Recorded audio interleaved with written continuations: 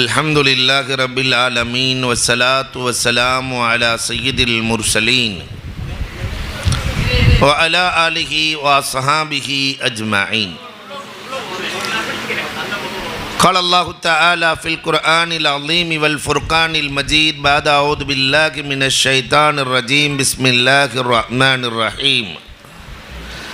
أين تذهبون إن هو إلا ذكر للعالمين. وقال النبي صلى الله عليه وسلم أنا وكافل اليتيم كهاتين أو كما قال عليه الصلاة والسلام.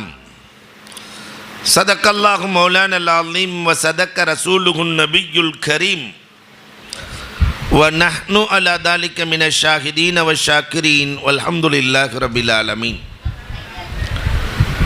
புகழ் அனைத்தும் அல்லாஹ் ஜல்ல ஷானஹு தஆலாவிற்கே உரித்தாகுக. சாந்தியும் சமாதானமும் கண்மணி ரசூலுல்லாஹி ஸல்லல்லாஹு அலைஹி வஸல்லம் அவர்களின் மீதும் அவர்களை பின்பற்றிய உத்தம சத்திய சஹாபாக்கள், தாபஈன்கள், தபஅத் தாபஈன்கள், சுகதாக்கள், சாலிஹீன்கள், நாதாக்கள், நல்லவர்கள், குறிப்பாக நம் அனைவரின் மீதும் அல்லாஹுவின் சாந்தியும் சமாதானமும் என்றென்றும் நின்று நிலவட்டுமாகுக. சிறப்பான இந்த மஜ்லிஸினுடைய கண்ணியத்திற்கும் மிகுந்த மரியாதைக்கும் உரித்தான அல்பாக்கியாத்து சாலிஹாத் அரபு கல்லூரியினுடைய முதல்வர் ஹசரத் கிபிலா அவர்களுக்கும், எனக்கு முன்னால் வாழ்த்துரை வழங்கிய ஆலிம் பெருந்தகைகள், இங்கு திரளாக வருகை தந்திருக்கிற உலமா பெருமக்கள்,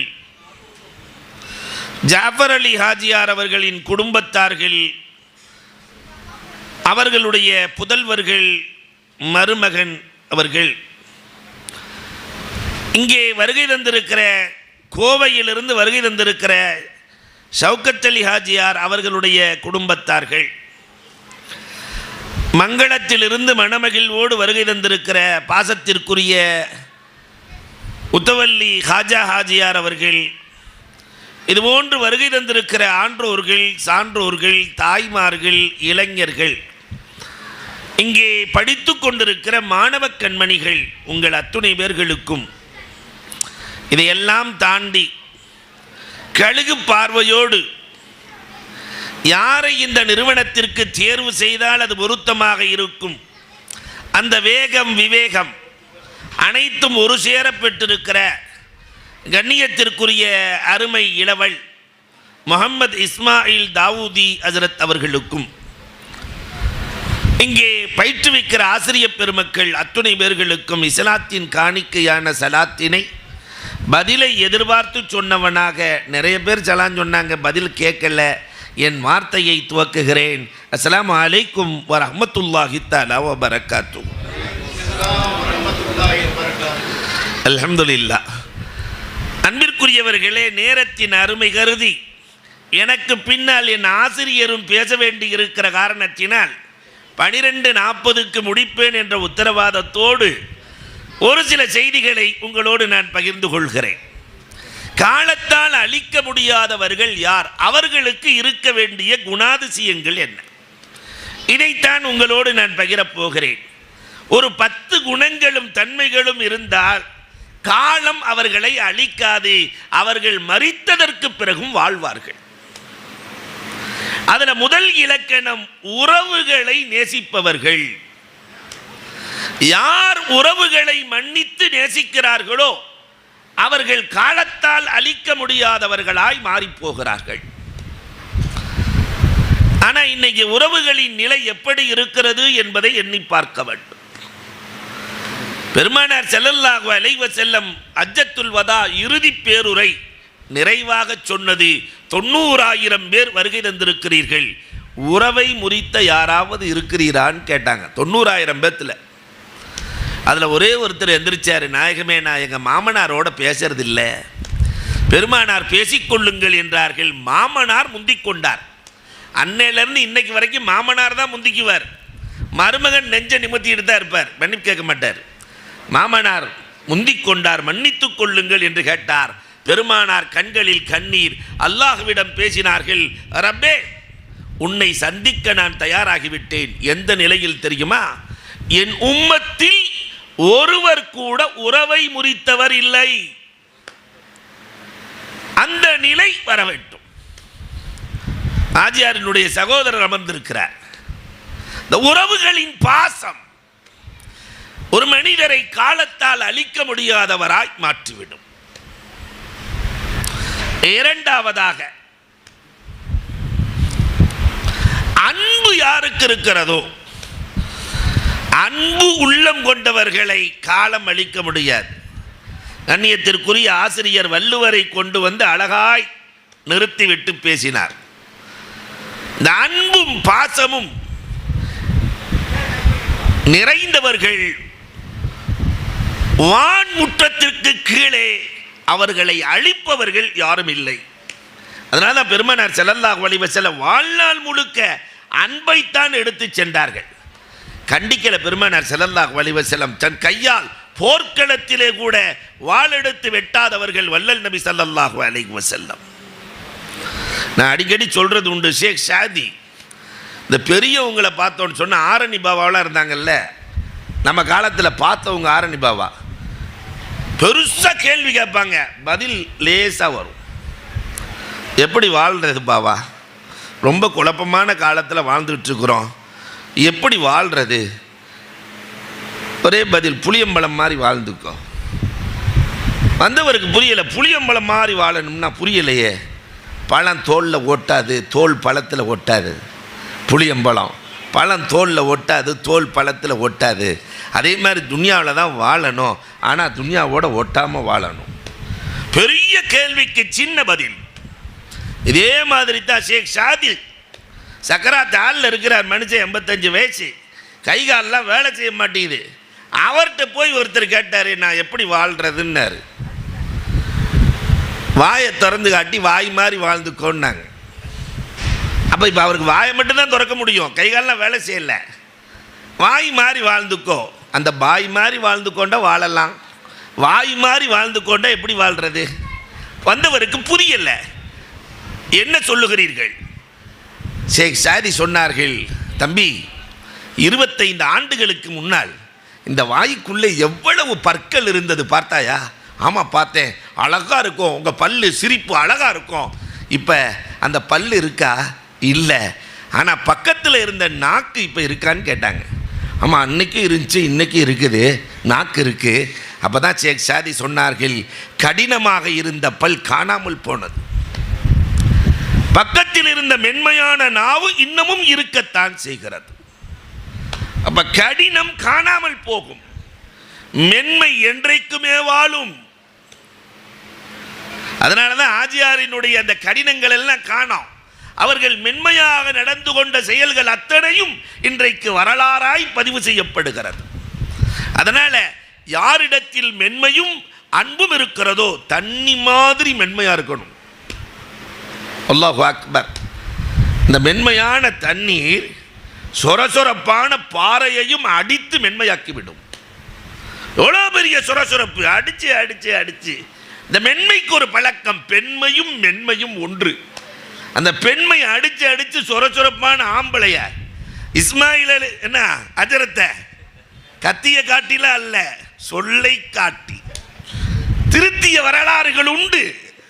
அப்ப அன்புக்குரியவர்களை எண்ணி பார்க்கிறோம் இல்லையா? அப்ப அந்த மென்மையும் அன்பும் யாரிடத்தில் இருக்கிறதோ அவர்கள் காலத்தால் அழிக்க முடியாதவர்கள். மூன்றாவது அம்சம், யாரை காலம் அழிக்காது? அல்லாஹு அக்பர்.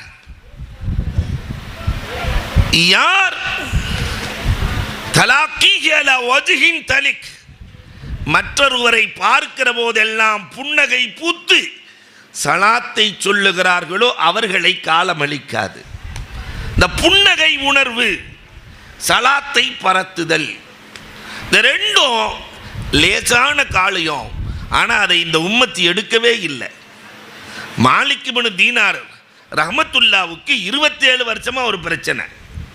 நப்சுன்னா என்ன, அக்கல்னா என்ன? நமக்கு அந்த பிரச்சனை இருக்கு. நப்சுன்னா என்ன, அக்கல்னா என்ன? 27 வருஷம் ரோட்டில் போயிட்டு இருக்கும்போது ஒரு பையன் விளையாண்டுக்கிட்டு இருக்கான். பார்த்தா கொஞ்சம் விவரமானவன் மாதிரி தெரியுது. அவன்கிட்ட போய் சலான் சொல்லலாமா வானாமா, சலான் சொல்லலாமா வானாமா? ரசூலுல்லா சொல்லியிருக்கிறாங்க, சொல்லிடுவோம். சலான் சொல்ல அந்த பையன் அலைக்கும் சலாம் யா மாலிக் பின் தீனார்னா. அவர் பேரை சொன்ன உடனே மாலிக் பின் தீனார் பட்டுன்னு பிடிச்சிட்டாங்க. தம்பி, நீ விவரமான ஆள் மாதிரி தெரியுது, 27 வருஷமா எனக்கு ஒரு பிரச்சனை, நப்சுண்டா என்ன அக்கல்டா என்னன்னு நீ தான் தீர்த்து வைக்கணும். அந்த சின்ன பையன் சொன்னா, என்னை பார்த்த உடனே சலான் சொல்லாமா வானாமா, சலான் சொல்லாமா வானாமான்னு தடுமாறுனீங்கல்ல, அதுக்கு பேர் தான் நப்சு. ரசூலுல்லா சொன்னார்கள் அதனால் சொல்லலாம் என்று முடிவெடுத்தீர்களே, அதற்கு பேர் தான் அக்கல். நம்மளும் ரோட்டில் போயிட்டு இருக்கும்போது ஒரு ஐஃபோன் கீழே கிடக்குதுன்னு வச்சுக்கோங்களேன், அப்போ இந்த நப்சுக்கு அக்களுக்கு சண்டை வந்துடும். எடுக்கலாமா வானாமா, எடுக்கலாமா வானாமா, எடுத்து சிம் கார்டை கலட்டு அப்படின்னு முடிவு செய்யறது நப்சா அக்கலா. இந்த தடுமாற்றத்திற்கு பெயர் நப்ஸ், முடிவெடுப்பதற்கு பெயர் அக்கல். இதை சொல்லிவிட்டு சொன்னார்கள் மாலிக் பின் தீனார், ஒரு சலாம் 27 ஆண்டு பிரச்சனையை நீக்கியது. அப்ப தெரிந்தவர் தெரியாதவர், புரிந்தவர் புரியாதவர், அத்துணை பேர்களுக்கும் யார் இன்முகத்தோடு சலாம் சொல்லுகிறார்களோ அவர்கள் காலத்தால் அழிக்க முடியாதவர்கள். நான்காவதாக, யார் பந்தயத்தில் ஓடுகிறார்களோ அவர்கள் காலத்தால் அழிக்க முடியாதவர்கள். அல் மாஷியூன் பில் ஹவாயிஜ், அது யாரு? ஒரு ஓட்டப்பந்தயம் நடக்குது, பையன் சிட்டா பறக்கிறான், 10 முறை அத்தனையிலும் அவன்தான் முதன் மதிப்பெண் பெறுகிறான். கைதட்டி ஆரவாரம். ஆசிரியர் எல்லாம் சிரிக்கிறாங்க, ஆசிரியர் மட்டும் அமைதியாக இருக்கிறார், சிரிக்கல. மாணவன் வந்தான், என் மேல் பாசம் கொண்ட ஆசிரியர் அவர்களே, என் மீது நேசம் கொண்ட ஆசிரியர் அவர்களே, எல்லாரும் ஆரவாரமாக சிரிக்கிறாங்க, நீங்கள் மட்டும் சிரிக்கவே இல்லையே, என்ன காரணம்? அல்லாஹு அக்பர். ஆசிரியர் சொன்னார், இந்த ஓட்டப்பந்தயத்தில் ஜெயிச்சிடலாம், நான் சொல்கிறவங்க கூட ஓடணும். சரி ஓடுறேன். ஒரு நடக்க முடியாத ஆள், ஒரு கண்ணு தெரியாத குருடன், 2 பேர்த்து கையையும் கொடுத்து இவங்களோட ஓடு. இவங்களை ஜெயிக்கிறது பெரிய விஷயமா? கையை உதறி வேகமாக ஓடுகிறார், யாரும் சிரிக்கல. ஆசிரியர் சொன்னார், எல்லோரும் உன்னை பார்த்து சிரிக்கிறார்கள், இந்த முடியாதவர்களின் கையை பிடித்து ஓட வேண்டும், லட்சிய கோட்டை தொட வேண்டும். 2 பேர்த்து கையை விட்டுட்டு, ஒரு பக்கெட்டு முடியாதவர் இருக்கிறார், ஒரு பக்கெட்டு கண் தெரியாதவர், கையை விட்டுட்டு ஓடி போய் கோட்டை தொட ஒருவர் கூட பாராட்டவில்லை, சிரிக்கவில்லை. அப்ப ஆசிரியர் சொன்னார், 2 பேர்த்து கையையும் பிடிச்சிட்டு அந்த லட்சிய கோட்டை அடைய வேண்டும். 5 நிமிஷத்தில் கடக்க வேண்டியவர் 50 நிமிஷம் அந்த 2 பேர்த்தை கூட்டிட்டு போய் அந்த கரையை, அந்த லட்சிய கோட்டை தொடுகிற போது எல்லோரும் ஊரே கைதட்டி சிரிக்கிறார்கள், ஆனந்தப்படுகிறார்கள், உற்சாகப்படுத்தினார்கள். இது போன்றுதான் சமூகத்தில் முடியாதவர்களின் கரங்களை பிடித்து கொண்டு யார் இலக்கை அடைகிறார்களோ அவர்கள்தான் வாழ்க்கையில் ஜெயித்தவர்கள். அந்த வரிசையில் ஹாஜி ஜாஃபர் அலி ஜெயித்திருக்கிறார். முடியாதவர்கள் யாரை தொட்டால் ரசூலை தொட முடியும், யாரை தொட்டால் ரப்பை தொட முடியும் என்று இலக்கை தீர்மானித்து பந்தயம் ஓடி இருக்கிறார். அல்லாஹ் ரப்பல் ஆலமீன் கபூல் செய்து அருள் புரிவானாக. அடுத்து ஒரு மனிதன் 5ஆவதாக காலத்தால் அழிக்க முடியாதவராக மாற வேண்டுமானால் அடுத்தவர்களின் குறைகளை பார்க்கக்கூடாது, நிறைகளை பார்ப்பவன் வாழ்க்கையில் நிரந்தரமாக இருப்பான். குறைகளை பார்க்கக்கூடாது, நிறைகளை பார்க்க வேண்டும். திருப்பூரில் தான் ஒருத்தர் பேசிட்டு இருந்தோம், ஹாஜியார் நல்லா இருக்கிறீங்களான்னு. பின்னாடியே ஒருத்தர் வந்தார், இப்பத்தான் ஒரு ஹாஜியார் 15 வருஷத்துக்கு முன்னாடி பெரிய சைத்தான் ஆக்கும் கேட்டாங்களா இல்லையா? அவரே ஹஜ்ஜுக்கு போய் தௌபா செஞ்சு புனிதரா மாறிட்டார். அவரின் குறையை மட்டுமே இந்த சமூகம் பார்க்கிறது, நிறைகளை பார்க்காத சமூகம். அல்லாஹு அக்பர். லுக்மான் அலைஹிஸ்ஸலாத்தை எழுதுவார்கள், அந்த மன்னர் சாப்பிட்றதா இருந்தால் லுக்மான் அலைஹிஸ்ஸலாத்து கொடுத்துட்டு தான் சாப்பிடுவாராம். ஒரு தர்பூசணி வாங்கி 69 70 துண்டு போட்டு 69ஐயும் லுக்மான் அலைஹிஸ்ஸலாம் சாப்பிட்டாங்க. மன்னர் என்ன டேஸ்டா இருக்கோ தெரியலன்னு ஒரு துண்டை எடுத்து கடிச்சாரு. கடும் கசப்பாக இருக்கிறது. கடும் கசப்பு. என்ன லுக்குமான், அத்தனையும் சாப்பிட்டு இருக்கிறீரே? மன்னரே, உங்கள் கையால் இனிப்பை கொடுத்தீர்கள், காலமெல்லாம் சந்தோஷமாக சாப்பிட்டேன். ஒரே ஒரு நாள் கசப்பு என்பதால் நான் முகத்தில் காட்டுவதா கடிந்து கொள்வதா உங்களுக்கே தெரியாமல் 70ஐயும் சாப்பிட்டு குறையை மறைக்க நாடினேன். கணவனின் குறையை மனைவியும், மனைவியின் குறையை கணவனும், மற்றவர்களின் குறையை மறைத்து வாழ்பவர்கள் காலத்தால் அழிக்க முடியாதவராய் வாழ்கிறார்கள். ஆறாவதாக, பிறருக்கு முன்னுரிமை கொடுப்பவர்கள், மற்றவர்களின் தேவைகளை பூர்த்தி செய்பவர்கள் காலத்தால் அழிக்க முடியாதவர்களாய் வாழ்கிறார்கள். உஸ்தாது சொன்னது, பிஎஸ்பி ஹஜ்ரத் சொன்னது இன்னமும் நினைவு இருக்கிறது. பிறரின் தேவைகளை பூர்த்தி செய்ததில் முக்கிய பங்காற்றியவர்கள் அப்துர் ரஹ்மான் இப்னு அவுஃப் ரலியல்லாஹு தஆலா. அவங்க மாதிரி வருகிற வருமானங்கள் அத்தனையும் இந்த உம்மத்துக்காக, அல்லாஹ் கொடுத்த பொருளாதாரம் உம்மத்துக்காக. பெருமானார் சிரித்து சிரித்து வழி அனுப்புவார்களாம். ஒரு நாள் போயிட்டு வர்றேன் ஷாமுக்குன்னு சொல்லும்போது சிரிக்கவே இல்லை, கிளம்பிட்டாங்க. பக்கத்தில் இருக்கிற ஹுதைஃபத்துல் யமான் கேட்டாங்களாம், எப்பயுமே எல்லை வரை சென்று சிரித்து வழி அனுப்புவீர்கள், இந்த தடவை அனுப்பலையே? அப்போ சொன்னாங்களாம், பெருமானார், இந்த பயணத்தில் என் தோழர் அப்துர் ரஹ்மான் சிரியாவிலேயே இறந்து போவார், நான் எப்படி சிரித்து சிரித்து வழி அனுப்ப? 3-4 மாதம் முடியுது. எல்லாரும் வரும்போது அப்துர் ரஹ்மானும் வர்றார், அப்துர் ரஹ்மான் இப்னு அவுஃப் வர்றார். ஓடி வருகிறார் ஹுதைஃபா. வரமாட்டார் என்று சொன்னீர்கள், வந்து கொண்டிருக்கிறார் அப்துர் ரஹ்மான். பெருமானார் கூப்பிட்டு என்ன நடந்ததுன்னு கேட்டாங்க. ஒன்றும் நடக்கலை, எங்கள் வீட்டில் நான் ஒரு வீட்டில் போய் காசு கொடுப்பேன், அவங்க சாப்பாடு கொடுப்பாங்க. வியாபாரம் செய்ய சென்ற இடத்திலே நான் பொருள் கொடுப்பேன், உணவு கொடுப்பார்கள். ஒரு நாள் அழுகிற குரல் கேட்டது, உள்ள இருந்து அழுகிற குரல் கேட்டது. ஏமா அழுகிறீங்கன்னு கேட்டேன். முதிர்கன்னிகளாய் 3 பெண்மணிகள் என் வீட்டில் இருக்கிறார்கள், நாங்கள் ஏழை என்ற காரணத்தினால் மனம் முடிக்க ஒருவர் கூட முன்வரவில்லை, 3 பொம்பளை பிள்ளை.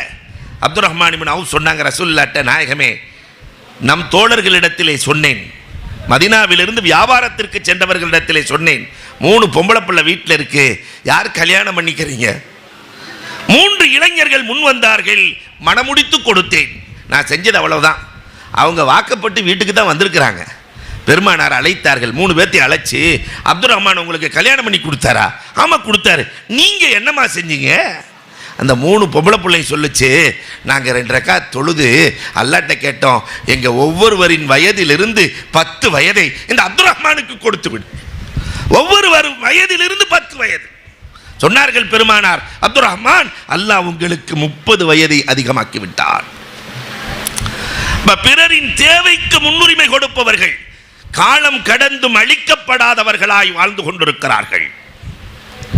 7வது, நன்றி மனப்பான்மை உள்ளவர்கள். வாழ்க்கையில தஷக்குர் யாருக்கு இருக்கிறதோ அவர்களை காலம் அழிக்காது. அல்லாஹ் கொடுத்த நியாமத்துக்கு நம்ம எவ்வளவு நன்றி செலுத்தணும். ஷேக் சாதி கொஞ்சம் கறி வாங்கிட்டு வருவார், 1/4 கிலோ வாங்கிட்டு வரும்போது கழுகு கவிட்டு போயிடும். நம்ம பையன் மாதிரி இருந்தாக்கா பத்வா செஞ்சிருவான் இல்லையா? கரண்ட்ல அடிபட்டு சாக கறியை கவிட்டு போறியன்னு பத்வா செஞ்சிருவான். ஆனால் ஷேக் சாதி, என் மூலமாக கழுகுக்கு உணவு கொடுத்த இறைவா உனக்கே எல்லா புகழும்ட்டாங்க. துவா செஞ்சுட்டு வீட்டுக்கு போனால் மனைவி கறியை கழுவி கொண்டு இருக்கிறது. அம்மா, கழுகு தூக்கிட்டு போச்சு, நீ கழுவிட்டு இருக்கிறிய? இல்லை, நம்ம வீட்டுக்கு மேலே 2 கழுகு சண்டை போட்டுச்சு, பைய கீழே விட்டுச்சு, எடுத்து கழுவிட்டு இருக்கிறேன். இப்போதான் ஷேக் சாதி அல்லாஹ்ட்ட பேசுகிறாங்க, ரப்பே, ஒவ்வொரு நாளும் 1000 முறை உன்னை நான் மறந்து போகிறேன், என்னை மறக்காமல் நான் வாங்கிய கறியை வீட்டுக்கு கொண்டு வந்து சேர்த்த ரப்பே உனக்கே எல்லா புகழும். ஒவ்வொரு நாளும் நம்ம மறந்துடுறோம், ஒரு நொடி கூட ரப்பு நம்மை மறப்பதில்லை. இந்த ரப்புக்கு நன்றி செலுத்தி இருக்கிறோமா? எண்ணி பார்க்க வேண்டும். உபகாரத்திற்கு பிரதி உபகாரம் செய்பவர்கள் காலத்தால் அழிக்க முடியாதவர்கள். ஒரு சின்ன உபகாரம், பால் கொடுத்தார் ஸைத் ரலியல்லாஹு, அல்லாஹும்ம ஜம்மில்ஹு வஅதிம் ஜமாலா, இவரை அழகாக்கி அழகை நிரந்தரமாக்கி. சின்ன சின்ன உபகாரத்திற்கும் பிரதி உபகாரம். 9வது, பணிவுள்ளவர்கள் காலத்தால் அழிக்க முடியாதவர்கள். வாழ்க்கையில் நம்ம பணிவை கடைபிடிக்கணும் இல்லையா? எனக்கு எல்லாமே இருக்குன்னு நெஞ்ச நிமித்துனா அல்லாஹு அக்பர். அல்லாஹ் ரப்புல் ஆலமீன் குப்புறச் சாய்த்து விடுவான். மரங்கள் தலை நிமிர்ந்து இருக்கிறது, தலையை தருகிற போது, அதே நேரத்தில் பழங்களை கொடுக்கிற போது பணிந்து தானே கொடுக்கிறது. நான் பலாப்பழத்தை தர்றேன்னு எனக்கு அது பலாப்பழம் மேலே போயிருக்கா? நான் ஆப்பிளை தருகிறேன் என்று ஆப்பிள் மேலே போயிருக்கா? பழங்களை தருகிற போது மரங்கள் அத்தனையும் பணிந்துதான் தருகிறது. பெருமானார் ஃபத்தஹ் மக்கா வெற்றி உலகத்திலே யாரும் சாதிக்க முடியாத சாதனை. யார் மக்காவிலிருந்து தன்னை விரட்டினார்களோ அவர்கள் கியாமத்து வரை கால் வைக்க முடியாது. பெரும் வெற்றி. பெருமானார் பணிந்து அழுது குனிந்துதான் வந்தார்கள். வரலாறு பேசுகிறது. அப்ப இந்த பணிவு நம்மிடத்திலே வர வேண்டும். காலத்தால் அழிக்க முடியாதவர்களாய் மாறலாம். நிறைவாக யார் யத்தீம்களை நேசிக்கிறார்களோ, யத்தீம்களின் மீது அன்பு செலுத்துகிறார்களோ, எவ்வளோ பெரிய கல் நெஞ்சக்காரனாக இருந்தாலும் யத்தீமுடைய தலையை தடவுன்னாங்க. தலையை தடவுறதுக்கு தமிழில் வேற அர்த்தம் இல்லையா? அந்த அர்த்தம் இல்லை. அன்பிற்குரியவர்களே, தலையில் கை வைத்தால் ரோமங்கள் அளவு பாவம் இருந்தாலும் அது மன்னிக்கப்படும். பெருமானாருக்கு ஒரு மனைவி இருந்தாங்க, ஜைனப் பின்த் ஹுசைமா ரலியல்லாஹு. ரசூலுல்லா கூட 8 மாதம் வாழ்ந்தாங்க. ஆனால் 9 யத்தீம்களை வளர்த்தார்கள். யார் யத்தீம் இருந்தாலும் பெருமானார் கூட்டு வந்துடுவாங்க, தான் வளர்ப்பார்கள். அந்த பணியை, அண்ணல் செய்த பணியை செவ்வனே இந்த நிறுவனம் செய்து கொண்டிருக்கிறது. காலத்தால் அழிக்க முடியாத நிறுவனமாய் அல்லாஹ் இதை ஆக்கி அருள்வானாக என்று கூறி வாய்ப்புக்கு நன்றி கூறி விடைபெறுகிறோம். வாஹிரு தஅவானா அல்ஹம்துலில்லாஹி ரப்பில் ஆலமீன்.